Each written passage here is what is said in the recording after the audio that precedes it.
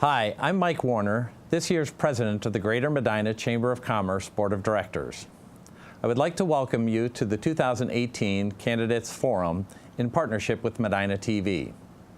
All candidates in contested races were invited to be interviewed. I'm pleased to be joined by Jared Fry of Medina TV for the interviews.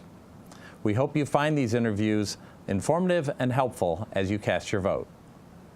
Good morning. I'd like to welcome Diana Colavecchio here as a candidate for the Ohio Court of Appeals, the 9th Appellate District. Welcome. Thank you. And we'd like to start with you just telling a little bit about yourself.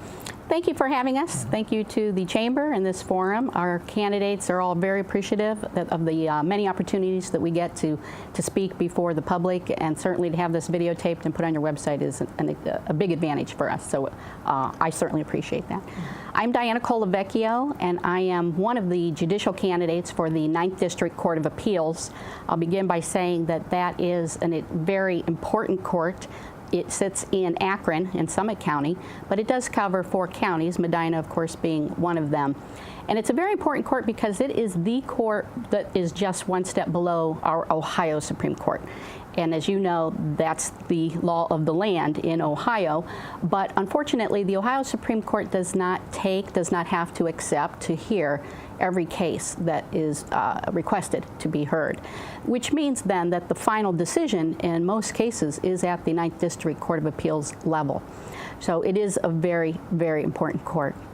I'm running for that court as a veteran in the legal field. I have about 40 years of experience working in the legal field, almost 30 of that as an attorney. I started working as a legal secretary back in 1978. I was still a senior in high school, and 2 female attorneys who were pioneers themselves because they started their own all-female law firm back then. They later added 2 other females, and a couple of them became judges actually. But they started their firm, and they hired me fresh out of high school rather, and I started right with them, and they mentored me. I had no idea if I was going to go to college. I'm one of 6 children. None of the children in my family had been to college. Certainly we were promoted in terms of academics. My parents saw the value of that, but the funding wasn't, of course, there. So I was able to, through these female pioneers, be encouraged to go to not just to college, but on to law school. So it took about 10.5 years for me to get my education because I was working during the day. After I got out of law school, my first legal job was as an attorney for the United Auto Workers, and I was a unionized attorney. There weren't unionized attorneys back then. There may be some today, I don't know. But we were hired primarily and exclusively to handle legal benefits for our United Auto Workers who worked at the 2 plants where we were stationed, which was our Ford Walton Hills plant and the Chrysler Twinsburg plant, which neither of which exists today, unfortunately. And then when that started to fade and the auto industry started to plummet, I went off and created my own law practice as a solo practitioner.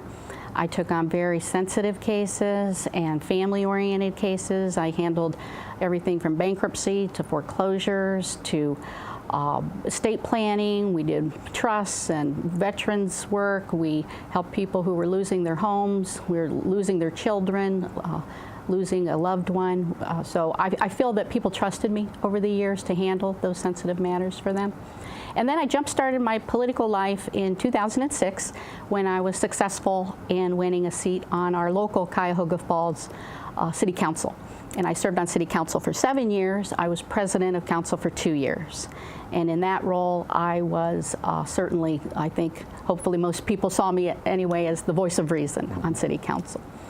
And the last 3 years, I've been serving as the clerk of courts for the Stowe Municipal Court, and that's where I'm at today. Very good. Yeah. That's a great background you just shared with us. Now, what do you feel out of that background, what expertise or skill sets do you feel you bring to this elected position? Well, a number of them. Certainly the legal background. You know, as a judge, the primary duty of any appellate court judge is to review the decision that was entered in the court below them, the trial court level. So a judge has to have the analytical skills. We want our judges to have the right temperament. Little known fact, they only have to have been a lawyer practicing lawyer for 6 years in Ohio.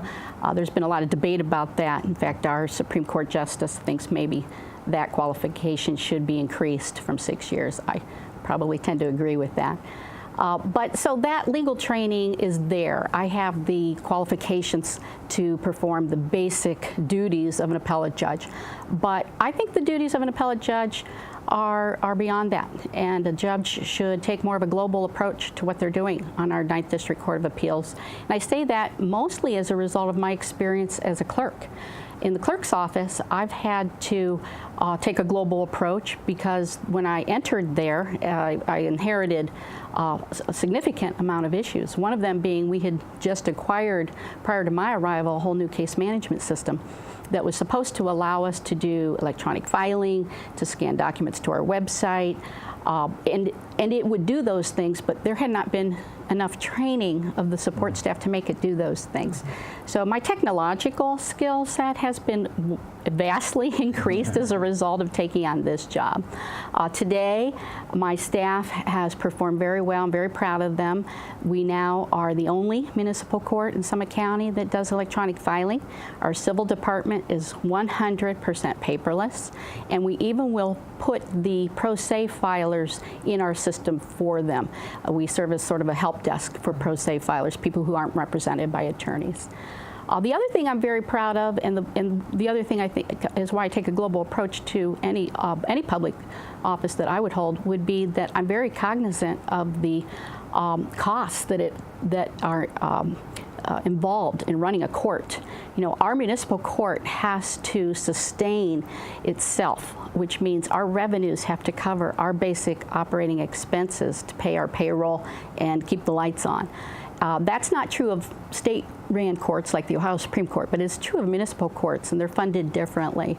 There's been a lot of debate about that as well, as you can imagine. But because of that, the pressure and the onus is on the clerk, myself, to bring in that revenue so that it does sustain itself. Because if it doesn't, then we have to go and reach out to the jurisdictions that we cover, and we have 16 in our court that we cover because we cover the entire northeastern quadrant of Summit County, and ask them to kick in some of our operating expenses. Well, as you can imagine, at that point, taxpayers do not like to have to do that. So we need to do what we can to make sure that we don't have to even make that request. So one of the things we have done is when I got there, I created a collections manager position that had not been done before. And we totally revamped how we collect revenue at the court. We started completely going through every file, every drawer. We had 50 drawers of old warrants, for example, some dating back to the 70s that were sitting there, and there were people who owed us money. So we took about $1 million worth of debt that was sitting in our drawers, and we partnered with the 2 universities near us, Akron U and Kent, and got interns in there to help us get those debts put out into spreadsheet format and sent off to the Attorney General's office for collection. We partnered with the Ohio Attorney General's office to do our third-party collections, which was a huge benefit because it was like having a whole separate collections department for me, but not on my payroll, so to speak. So, and they have unbelievable resources at the state level. They can, in fact, they can offset a debt against a person's income tax refund. And so in the early months of the year, our revenues are always higher as a result of that offset program. And we started taking, I went to the judges and I told them, you know, we can do registration blocks against vehicle ownership so that people, when they renew their tax, have to cover their fees and costs that are owed to us. That hadn't been done before until I arrived. I went to the judges and asked them to allow us to collect poundage on wage garnishments and bank attachments in our collections, and that hadn't been done before. And it's certainly also authorized by the Ohio Revised Code. So we did all of that, and in other drawers we found there was about $40,000 or $50,000 sitting there from bonds that hadn't been forfeited. So we pulled those, and I asked the judges to start holding show cause hearings and get these bonds forfeited to bring in our revenue. So end of the story, or short story there, is that revenues at that court, when I arrived, would fluctuate between 2% up or 2% down from year to year. To date, this year, we are up nearly 12% on our revenues. And our third-party collections are through the roof. I mean, when I started, our third-party collections would net us about $4,000 a month, and now they're netting us about $40,000 a month. So to answer your question in a long-about way, I feel that my skill set includes not just the legal knowledge and the ability to discern and judge cases that come before me, but to give the whole court a relook from the top down. What are we doing here that works well? What might we need to tweak, and what should we be conscious of going forward? Very good. Very good. Aside from the technology challenges that you were mentioning there, what other obstacles would you envision for justice and your position on the Ninth District? Well, the obstacles, and they're the same in the position I hold now, are always changing the minds of the people who are there. And by that I mean, when I arrived at the clerk's office, I would ask one of my support staff or somebody who'd worked there for 20 years, for example, why we did things a certain way. And the answer was invariably, well, we've done it that way for 20 years. So changing that philosophical approach has been my biggest challenge in this position. I would imagine it would be at any other position, including the Court of Appeals. For example, that court, currently the judges travel to the other 3 counties that it serves.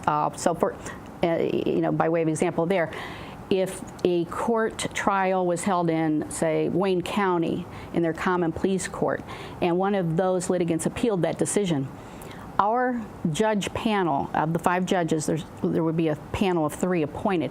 They would drive down, they currently do this, they drive down to Wayne County to hear the oral arguments on that case. So that means they're also driving to Lorain County, and they're driving to Medina County. And I suspect that they'd like to do that. That's probably because it's been done that way for 20 years, and they get to see the other local judges and the other local litigants and the attorneys, and there's some PR associated with that. Because of my technological background, I know that we can absolutely do oral argument by video teleconferencing from Akron, Ohio. And many of the other appellate courts are doing that. Our 5th district covers 15 counties. Those judges do not drive to every single county. They have the availability to do video conferencing, or they force the litigants to come to their offices in Canton, Ohio. So I don't say that this is something I would change, but I give it that out there, I just throw that out there as an example of the kind of challenge that would exist, because I could tell you I would likely be a proponent of changing that, but I would probably be met with resistance. But you'd look for opportunities. I would look for the opportunities. Sure. Certainly when the judges travel, it's downtime for them. They can't be reading and writing decisions. It's potentially dangerous to be on our roads and highways, but they also have to be reimbursed for their mileage and any expenses. And I would imagine that by the time you factor in the cost of the video conferencing equipment, we could probably have a break-even point that's not too far in the distant future. And you did an excellent job there talking about your skills and expertise and ideas for the position. This is a leadership type position. What leadership traits do you feel you have that can differentiate you from the other candidates? Well, I would say that primarily my leadership style has been collaborative, if I had to put one word to it. I do not make decisions in a vacuum. I expect my staff to weigh in on those decisions, because my decisions are going to impact and affect their lives. So, in fact, I hold regular office meetings with my staff. Sometimes just by department. We'll have a departmental, meeting with just maybe the civil department, or then maybe just the criminal traffic department. But at least twice a year, I bring my whole staff of 20 out to a restaurant, and we get some hors d'oeuvres, and actually sometimes we'll just have a little fun, play some games, and then we get down to business, and I ask them definitively, what do you think about this, what do you think about that? Because I really believe in the collaborative process. I guess basically I have been in many employment situations myself where I felt that my opinion wasn't asked for or it wasn't consulted, and it had a direct impact on me. So I get that, and I try to steer clear of doing that to other people. So that would be my primary style of leadership, that and delegation, always delegation. Now, another interesting part with the judicial system, and I think it might just be the nature of how the judicial courts work, is that voters aren't really in tune with everything that goes on in the court system unless you're involved in the system one way or another. So in turn, you don't see a lot of voters turn out to vote for judicial races. What's kind of your input in terms of that, and maybe how that can improve, or maybe a message you want to give the voters as far as voting in judicial races? That's an excellent question. Thank you for asking that question. In fact, even our Chief Justice has brought to light the fact that judicial races are sometimes ignored, because oftentimes we're at the end of the ballot, for example. Certainly in a year where the governor's running or when a president's running, people will go in, vote maybe just one race and leave. And she has done a couple of things, and this has helped as well, and that is to create a website just for judges, and that's called Judicial Votes Count. So people who are looking at the judges and want to know a little bit more about them, the ones that are running for office, can look at that website. Also, the League of Women Voters now has a website called vote411.org, and we have our bios on that website. They ask us a couple of pertinent questions, and they can find out information about us from there. But ultimately, what you're asking is really the essence, and goes to the essence of why I'm also running for this office, and that is that I believe that this court, of all courts, has a bit of an identity crisis. People don't know what the Court of Appeals is. Some don't know where it is or how it even affects their lives, and I just got done telling you how important it is that people know these things. So outreach, community outreach, and partnering with other community organizations, creating awareness is something that I think is extremely critical to do. I do that in my role as clerk. I constantly am out at booths and shaking hands with people and informing them what the clerks of office does. I think that our court should have a booth at events and community expos, creating awareness. Our judges should be out in the schools educating our youth about what we do and what can get them into trouble. They might not quite understand what kinds of things can land them into the court system. And partnering with other government entities. I think that is certainly the role beyond, again, the basic job duties that a judge has been assigned, that should make a judge think outside the box and make them think more globally about what they're doing there and the impact that they're doing there in their community. Excellent, thank you. Very good. Just to wrap up, thank you very much for joining us. And here's an opportunity for you to reach out to the viewers at home and tell them anything you'd like to let them know about your position and what you'd like to do. Oh, great. Well, viewers at home, please study your judicial candidates. We do fall off the ballot, and we do need you to know as much as you can about us. I invite you to go to judicialvotes.count and also the 411 website that I mentioned, and pay attention to the press in the coming weeks. All of the newspapers will have us answer a few questions and ask our bios. From a personal perspective, I'm asking for your support.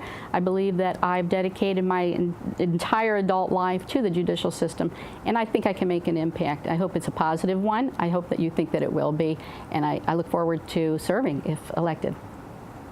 Thank you. Yes, thank you. Best of luck this November.